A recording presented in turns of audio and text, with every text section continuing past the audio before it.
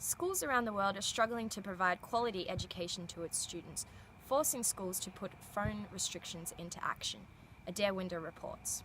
Phones are quickly becoming the most easily accessible distraction tool in a learning environment. Phones attribute to increased lack of focus and concentration within a schoolyard. A study by the London School of Economics and Political Science stated that after schools banned mobile phones, test scores of students aged 16 increased by 6.4%. Roval Institute of Arts has formed their own policy where phones are to be placed in plastic pockets in every class to promote phone reduction.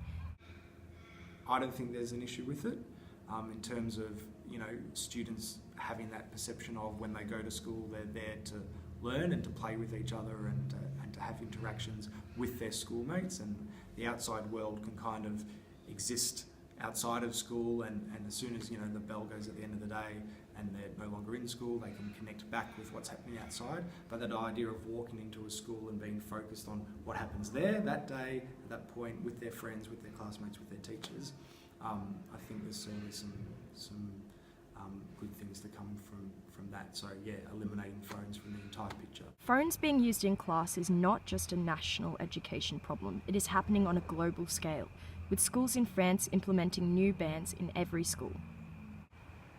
The 2018 French phone ban will enforce that nobody can use a phone at school during school hours, including recess and lunch. I can definitely see from their point of view, to eliminating phones so they can focus on their work. I definitely see that point of view, but I don't entirely agree with it, because there can be situations where students may need their phones. For example, if they forgot to bring their own devices that day, and say there's a quiz that they need to do online, so they kind of have to use that phone in that situation.